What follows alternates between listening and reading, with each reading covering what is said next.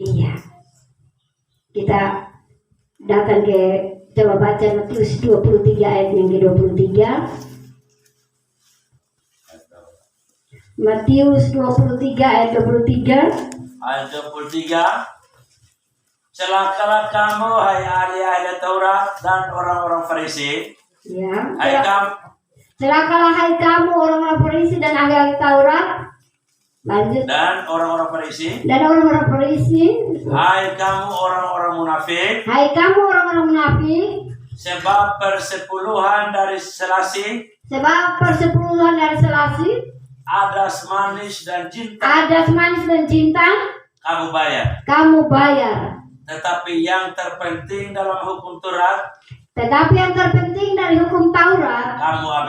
Kamu abaikan. Yaitu keadilan dan belas kasihan. Dan kesetiaan. Yang satu harus dilakukan dan yang lain jangan diabaikan. Iya, tolong perhatikan baik-baik. Perpuluhan tidak dibicarakan saja dalam perjanjian lama, tapi di Injil Tuhan Yesus berbicara soal perpuluhan. Tuhan Yesus berbicara mengingatkan kepada orang ahli Taurat dan orang-orang Farisi. Mereka begitu rajin dalam membayar perpuluhan, uang, adat, jintan, ya. Tapi ternyata belas kasihan, kesetiaan mereka abaikan. Nah ini, kira-kira kita hari ini, kita tergolong tidak pada gambaran tadi Tuhan Yesus, firman Tuhan tadi. Tergolong. Jadi kalau kita bisa membayar perpuluhan, kita bisa bayar apa? Kita bayar apa? Persembahan buah sulung, hulu hasil. Tapi ingat, jangan sampai mengabaikan yang namanya kasih setia. Jangan mengabaikan yang namanya kesetiaan.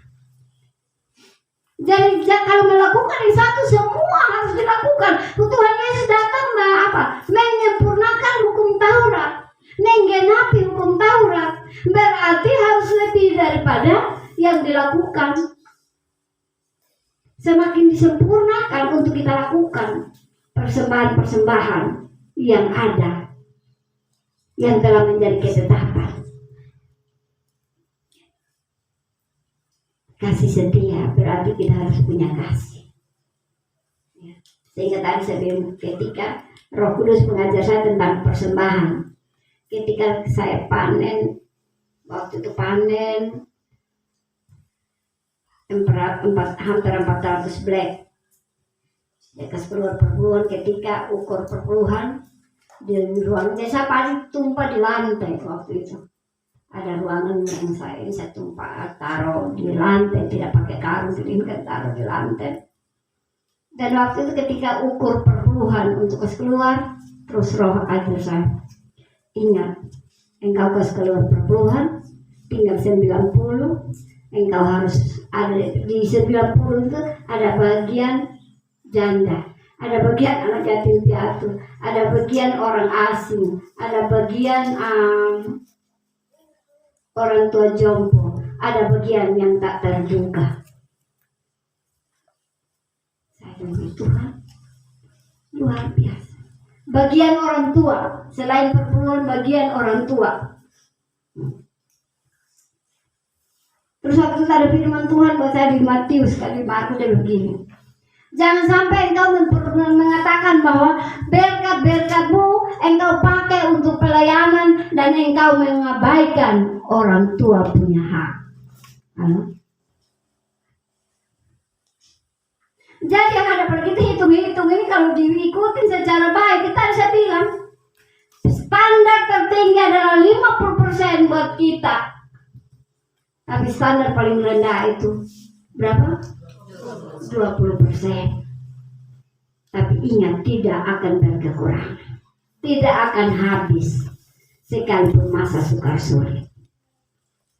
Seperti tadi saya berikan contoh itu. Terus janda yang memberikan dua persembahan daripada apa yang dia punya.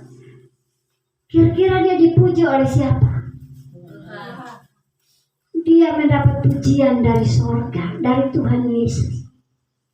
Ternyata persembahan janda itu lebih bagus, lebih berkenan kepada Tuhan dibanding yang envelopnya tebal, yang dibanding cek. Halo? Tidak tanggung-tanggung. Oh, ini saya harus memberikan yang sekian banyak. Kata uangnya dari hasil apa? Rentenir mungkin. Dari hasil apa? Dari hasil uang yang sebenarnya itu bukan dia punya, tapi envelope yang bisa dibuat supaya menyukakan hati Tuhan katanya. Ternyata Tuhan tidak. Tuhan menghina itu semua persembahan. Tapi Tuhan mengangkat jempol, memberi pujian hanya kepada janda miskin yang dia memberikan seluruhnya yang ada padanya. Dia mati memang kosong deh. Firman Tuhan, dia memberikan yang ada padanya. Berarti tunggu mati sah. Betul tidak? Karena ada leboti. Sehingga dalam hal ini berbicara soal persembahan, saya tekankan Roma 12 ayat 1-2 itu menjadi bagian penting yang harus diperhatikan. Yang lain-lain itu urutan, tapi minta Roh Kudus mengajar saudara saya supaya di dalam mempersiapkan persembahan itu, persembahan yang Tuhan suka. Jangan persembahan yang kita suka dan menyukakan manusia. Persembahan lagi harus perpuluhan dari Sofia, Aleta, Pina. 1 juta. Wih, begitu umumkan, begitu telinga besar, terus orang mulai lihat. Dia di mana? Yang nama Sofia atau di mana? Gitu. Wih, dia perpuluhan besar. Persembahan dari Mateus 5 juta. Adakah saya pernah ingatkan apa? Kalau kasih persembahan tidak perlu orang tahu. Terus kalau saya kasih persembahan, saya mau orang tahu. Kalau kasih persembahan agak besar, tulis nama supaya orang tahu. Dan kalau kasih persembahan sedikit, kekumuk dia kok baru taruh. Kekumuk dia begini kok baru taruh. Halo? Tolong saya ingatkan orang-orang persekutuan doa. Setiap kotak pelayanan, jangan sampai masukkan uang itu. Takut orang lihat. Sampai lu takut orang lihat. Contoh, seberapa yang kita punya kita bawa dan itu kita siapkan itu, taruh yang baik, yang bagus gitu loh. Bila perlu persembahan itu dibungkus. Kalau tidak mau orang lihat, bungkus itu persembahan. Halo ke dalam kotak pelayanan. Suka kumuk dia begini. Begitu hitung membuka begini, aduh, ada kala uang terobek. Ada kala uangnya sudah kotor sekali. Tolong siapkan persembahan yang menyukakan hati Tuhan. Biar kecil nilainya, tapi kira-kira uang itu kita juga suka lah. Gitu. Belajar kita. Ketika lihat uang kotor isi dompet suka kosongnya. Ibu Willy, Ibu Guru, tidak suka. Mama Betty, tidak suka. Iya toh. Nah ini, apalagi kita kasih kepada Tuhan sumber anugerah berkat. Kita mempersembahkan kepada Dia Allah, bukan manusia. Satu contoh saja ketika kita membawa sebuah persembahan untuk kepala sekolah barangkali.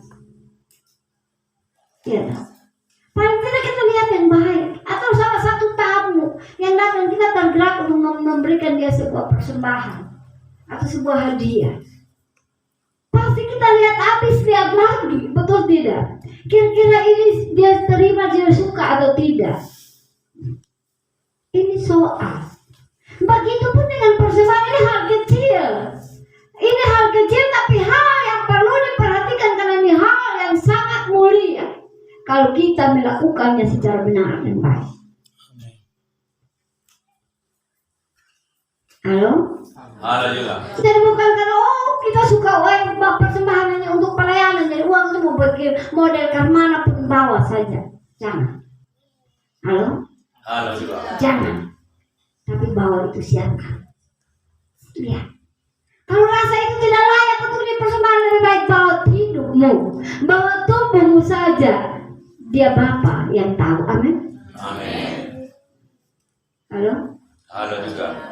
Untuk itu mulai sekarang, ya, orang persekutuan tidak punya persembahan kolekte, ya, tolong. Karena orang persekutuan doa tidak ada SK tentang kolekte. Tetapi orang persekutuan doa dia hanya punya persembahan untuk pelayanan. Dia uang untuk pelayanan. Maka itu petunjuk Tuhan beberapa tahun yang lalu adalah kotak pelayanan, kotak pelayanan. Kalau persembahan itu persekutuan doa tidak punya SK resmi untuk pungut persembahan. Kenapa saya bilang ini? Karena memang itu ada dalam tubuh GEMI. Ketika kami pertemuan di tahun 92 tentang persekutuan dalam tubuh GEMI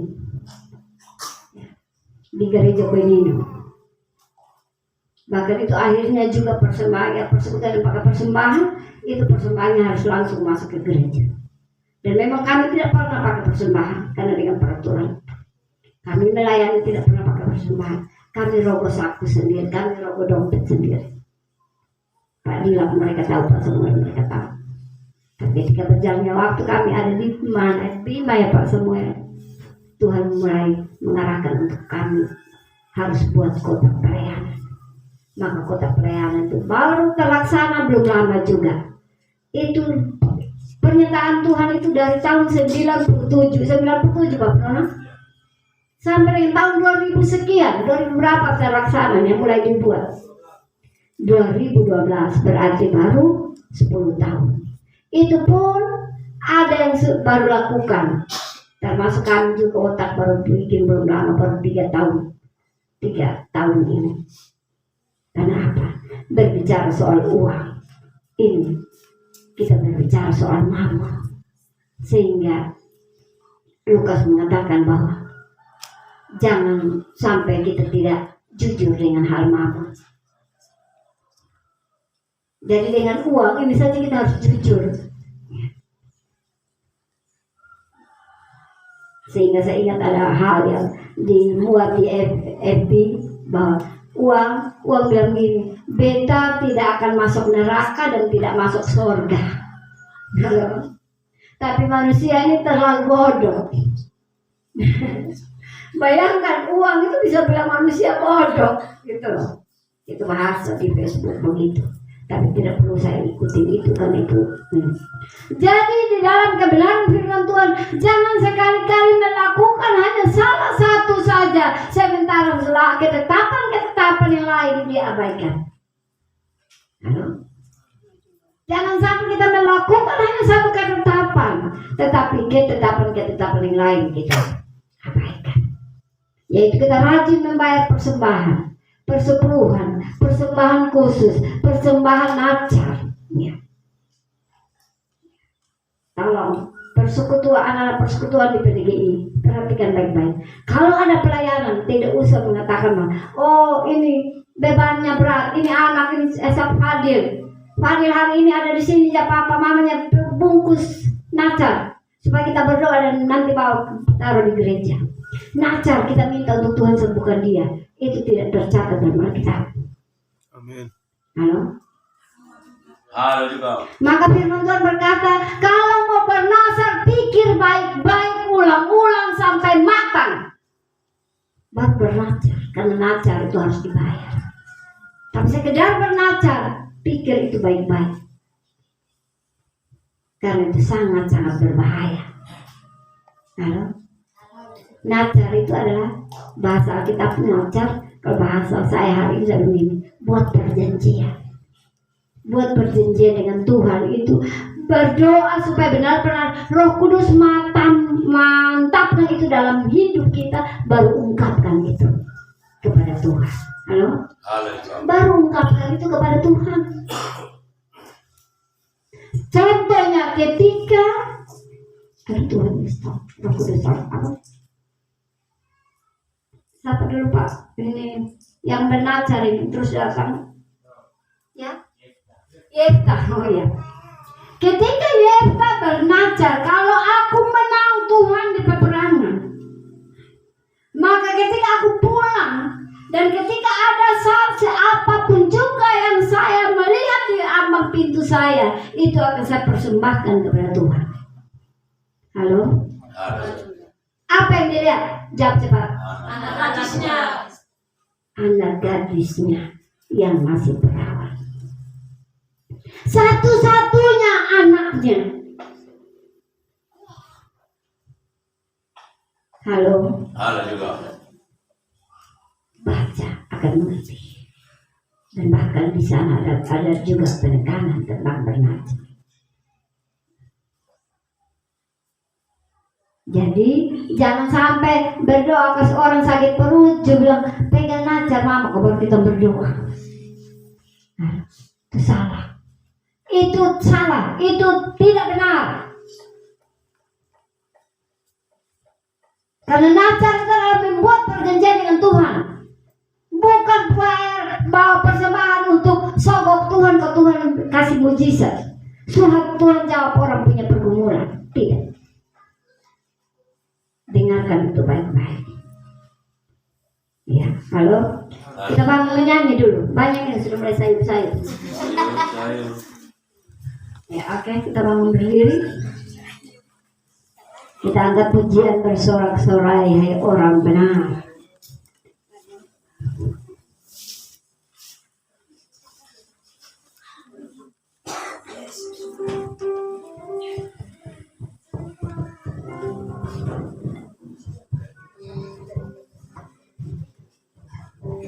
Baik, siap untuk memuji Tuhan? Siap memuji Tuhan? Haleluya. Bersorak-sorai orang-orang benar.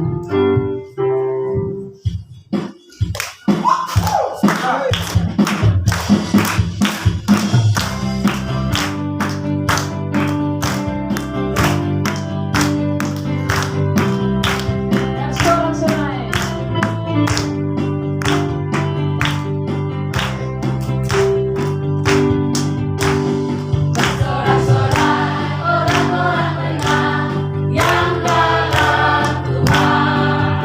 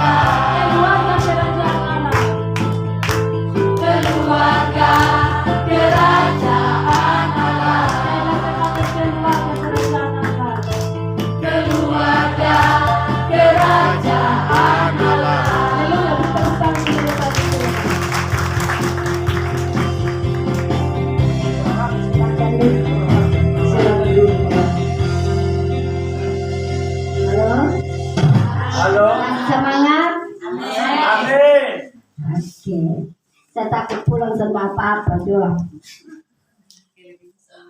Saking gantian tapi tumpah buang. Ya oke.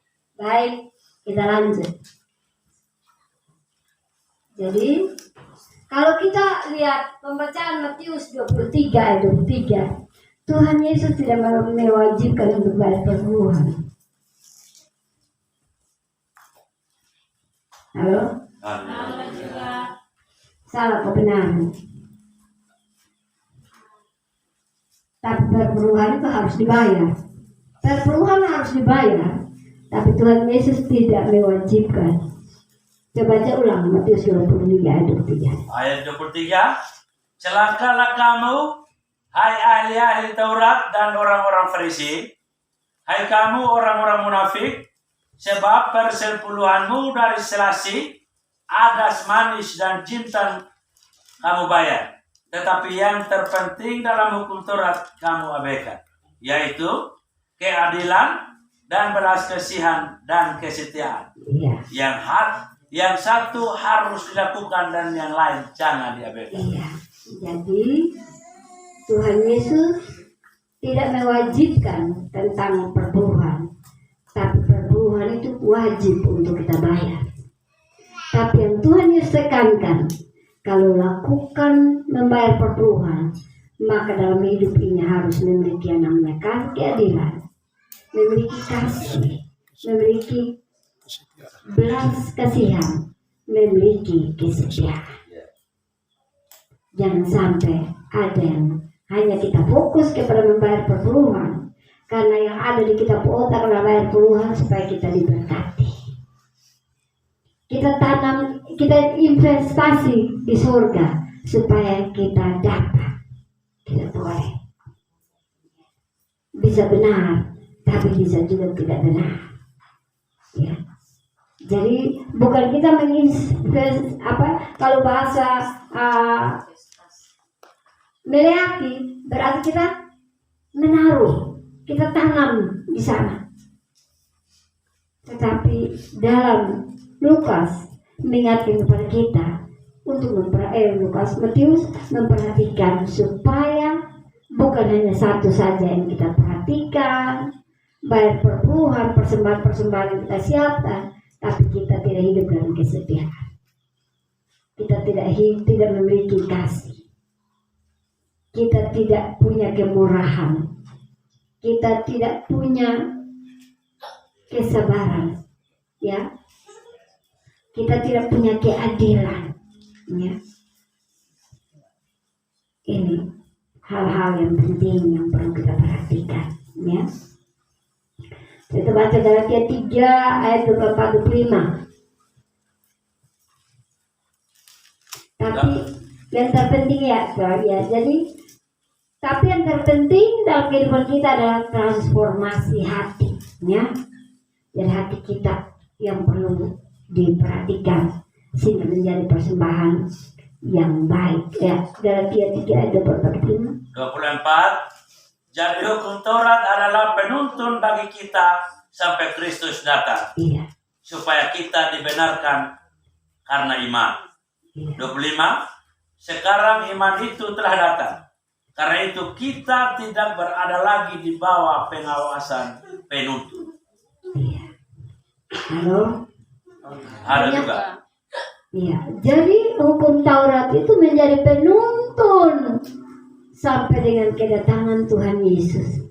Dan kedatangan Tuhan Yesus menyempurnakan akan hukum Taurat dan dalam dirinya, sehingga kita lagi tidak dituntun oleh hukum Taurat, tapi kita dituntun oleh Kristus. 2 Korintus 9 ayat 7. Ayat 7. Hendaklah masing-masing memberikan menurut kerelaan hatinya, jangan dengan sedih hati atau karena paksaan, sebab Allah mengasihi orang yang memberi dengan sukacita. Amin. Jadi dalam menyiapkan persembahan, seperti tadi di awal saya ingatkan bahwa dipersiapkan dan kerelaan sesuai tuntunan roh dalam kehidupan kita. Ya. Tidak dengan paksa, tetapi sesuai dengan tuntunan roh. Dan kita mempersiapkan persembahan, itu pun kita harus minta tuntunan dari Roh Kudus. Berarti kita berdoa, Roh Kudus tolong ajar saya untuk menyiapkan yang terbaik sehingga itu berkenan kepada Allah. Itu menjadi sesuatu yang memuliakan Bapa di surga. Persembahan itu menjadi sesuatu yang meninggikan Kristus, berbau harum di hadapan Bapa dan Kristus Yesus Tuhan. Ibrani 7 ayat 8 dan 9.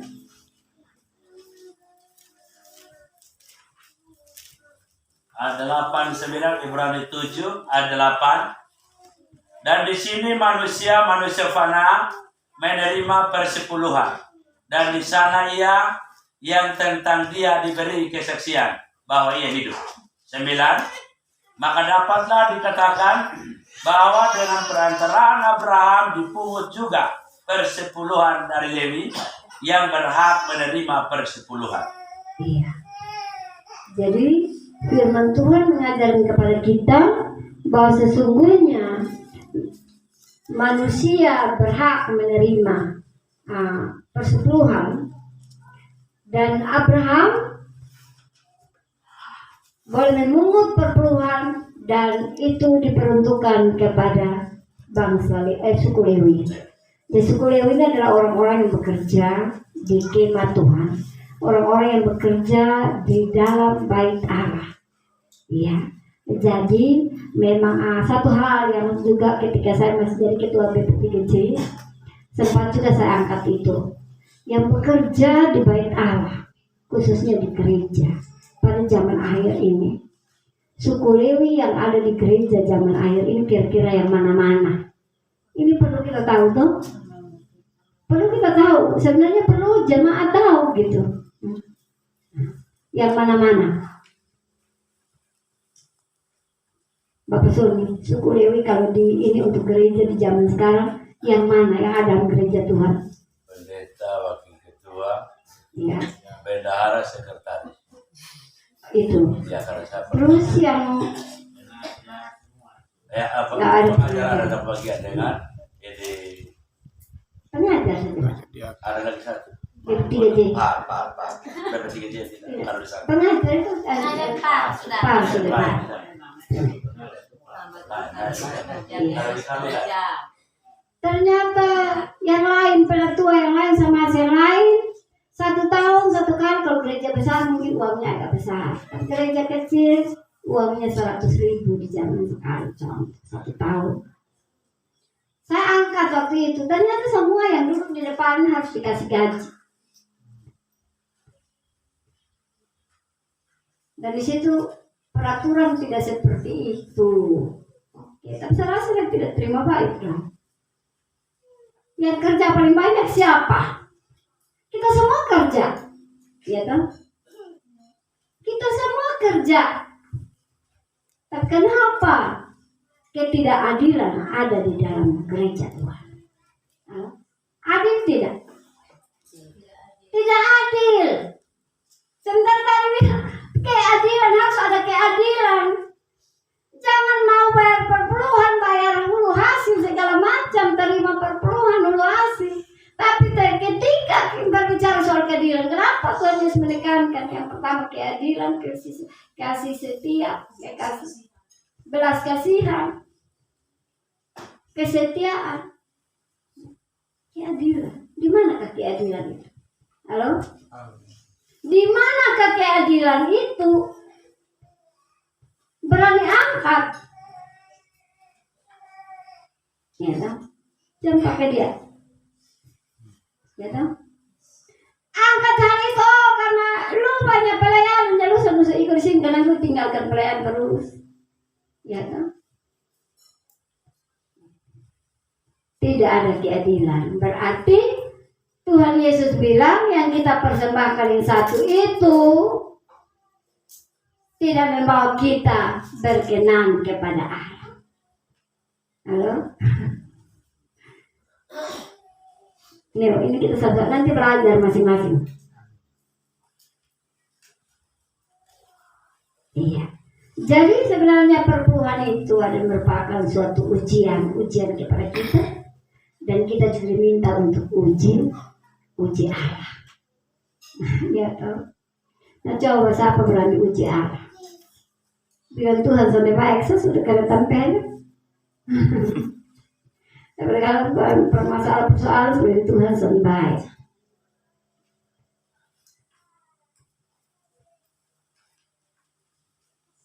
Iya.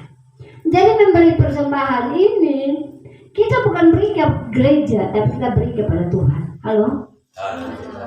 Memberikan persembahan ini bukan memberi ke gereja, tapi memberi ke Tuhan.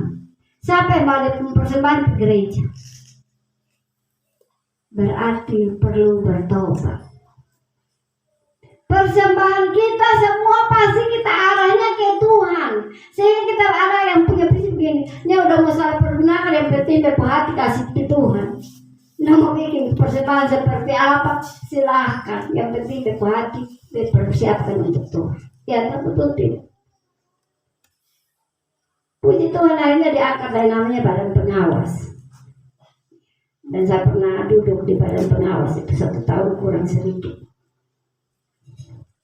Sehingga saya bilang gini, kalau temukan kesalahan bawahnya tahu di mana. Ya toh.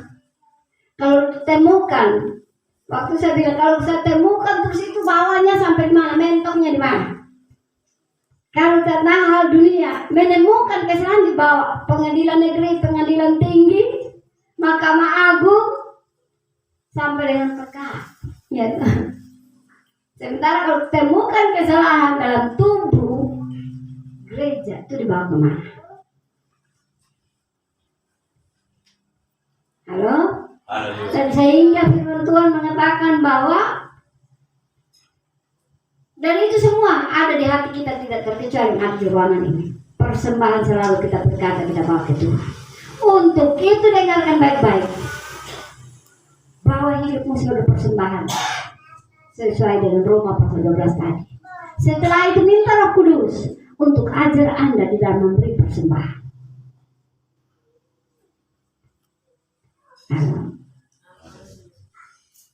Oke, saya tinggal dari itu. Kita baca Mazmur 51 ayat 8. Ayat 8 Mazmur 51. Ayat 8. Sesungguhnya engkau berkenan akan kebenaran dalam batin, dan dengan diam-diam engkau memberitahukan hikmat kepadaku. Iya, Mazmur 51 ada saya baca sendiri supaya saya.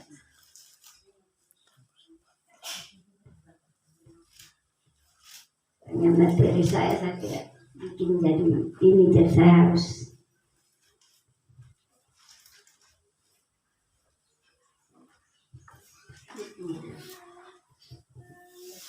Sesungguhnya engkau berkenan akan kebenaran dalam batin, dan dengan diam-diam Tuhan memberitahukan hikmat kepadaku. Ya, jadi dari tadi penekanan saya adalah selalu masuk lebih dalam kepada firman, dan Roh Kudus akan pinjamkan hikmat, akan memberikan hikmat kepada saudara secara diam-diam di dalam batin untuk bisa melakukan setiap ketetapan persembahan yang benar dan yang menyukakan hati Tuhan untuk saudara dan saya melakukannya.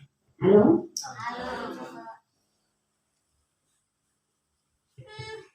Wujud ibadat itu bukan hanya tentang persembahan uang, tapi semua aspek kehidupan itu adalah ibadah. Roma 12 tadi ayat 1 dan 2. Halo? Dengarkan baik-baik. Wujud ibadah itu bukan hanya tentang persembahan uang atau persembahan-persembahan saja, tapi semua aspek kehidupan itu adalah persembahan yang adalah ibadah yang sejati. Halo. Jadi kalau kita lakukan sesuatu, lakukanlah untuk Tuhan. Artinya lakukan dengan rasa tanggung jawab. Itu ibadah yang sejati. Saya ulangi. Jadi kalau kita lakukan sesuatu, lakukan hal-hal yang menyangkut dengan persembahan, lakukan untuk Tuhan, ya. Seperti saya bilang, persembahan itu selalu kita bawa dari rumah, bukan bawa ke gereja, tapi kita bawa kepada Tuhan. Atau saya salah? Kalau saya salah, belum itu salah, ya. Jadi kita langsung perbaiki. Jangan sampai kita telan antiru-antiru di luar sana, baru kita mulai bahas sendiri-sendiri dengan orang yang tidak tahu, akhirnya jadi berkembang tidak baik. Jadi maksud saya, kalau yang agak tidak dimengerti langsung ditanya, biar saya jelaskan. Atau kayak tadi, jadi harus melakukan dengan penuh tanggung jawab. Jadi kalau kita lakukan sesuatu atau mempersiapkan persembahan, lakukan itu untuk Tuhan, artinya lakukan dengan rasa tanggung jawab. Itu adalah ibadah yang sejati. Jadi saya mau tanya, kira-kira kita beribadah selama ini kategori ada di dalam kategori ibadah yang sejati atau tidak? Halo? Kita masih tetap belajar, ya. Kita tetap belajar. Tuhan lebih tahu kita daripada kita. Halo? Tuhan lebih tahu kita daripada kita. Sehingga saya punya satu rema. Ketika satu hari Roh Kudus ingatkan saya begini, Sofia, engkau mengenal dirimu sendiri, itu saja sangat terbatas, apalagi orang lain mengenal engkau. Halo? Tetapi Bapamu di surga mengenal engkau sampai kedalaman hidupmu yang belum ada, yang nanti akan ada. Halo? Banyak hal dalam kehidupan kita ada, Pak, kita lihat dan kita banyak memberi penilaian yang salah. Karena kita hanya tahu luarnya saja, dalam tidak pernah kita tahu. Bahkan ada kala banyak kali kita menghakimi diri kita sendiri, kita menyalahkan diri kita sendiri, atau membenarkan diri kita sendiri yang sesungguhnya itu tidak benar, itu tidak salah, tetapi kita tidak tahu. Halo? Halo juga. Tapi sesungguhnya sebenarnya kita tidak tahu. Karena itu belum timbul. Itu akan muncul pada waktu yang kita juga tidak tahu. Contoh yang sangat konkret. Sekarang kita ada di jam 12 kurang 1 menit. Jam 1 ke depan kita boleh berancang. Tapi belum tentu itu yang akan terjadi. Bisa berubah. Bisa berubah. Seperti kemarin. Saya dengar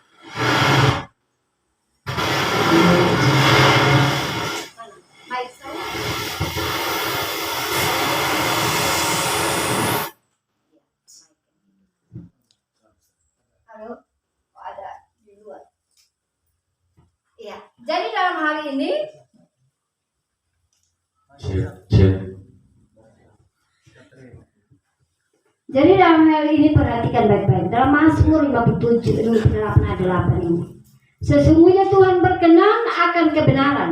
Jadi jika ada kebenaran dalam hidup kita, ya, sesuai dengan apa yang kita terima dalam pengajaran persembahan ini,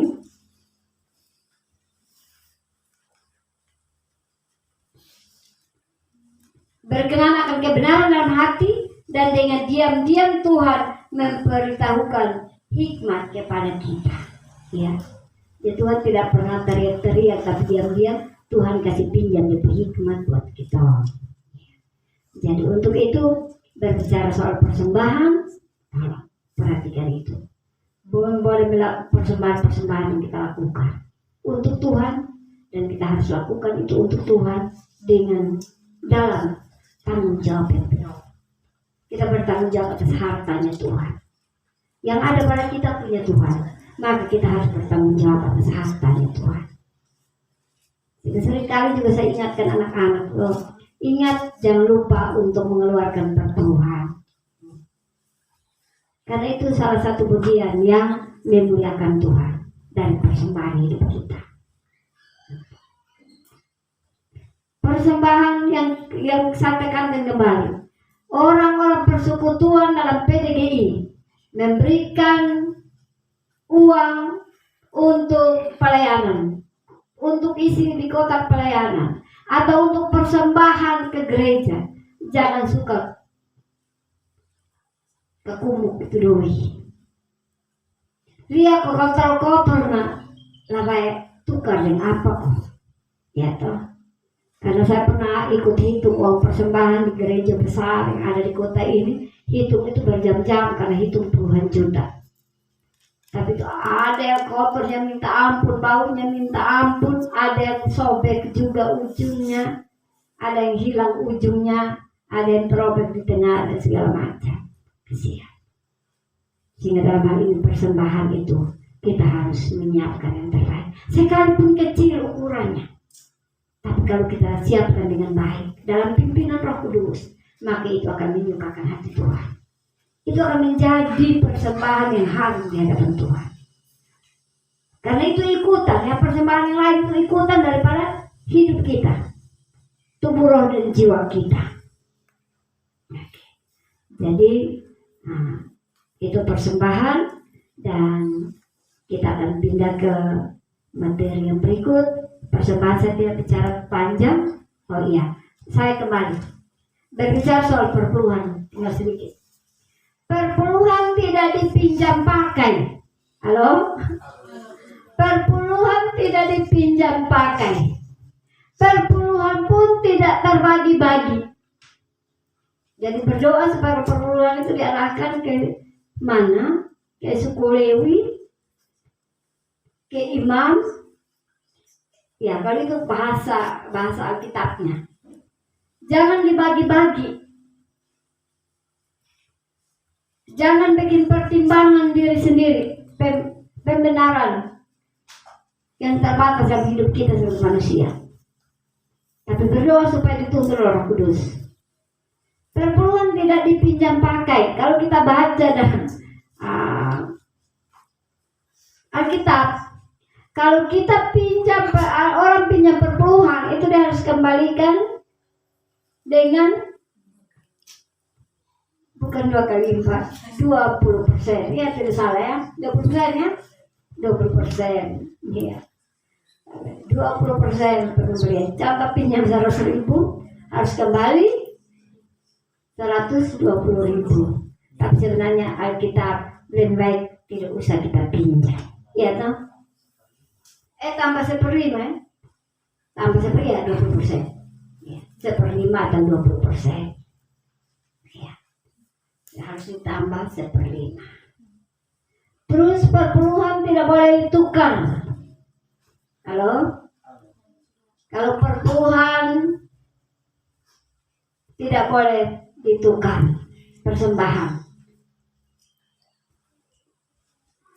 Terkecuali jangan ditukar, tapi harus yang terbaik. Kalau firman Tuhan berbicara soal persembahan lagi, nanti cari ya. Saya lebih banyak saya suka buka kasih Alkitab dong. Karena begini, supaya tadi saya bilang belajar membaca supaya temukan. Halo? Orang persekutuan doa, tolong baca Alkitab sebagai kesukaan hidup. Dan di situ Anda akan menemukan persembahan-persembahan, peraturan-peraturan dalam persembahan itu seperti apa. Kalau kita ikuti terlalu berat, dia tidak boleh cacat. Ya.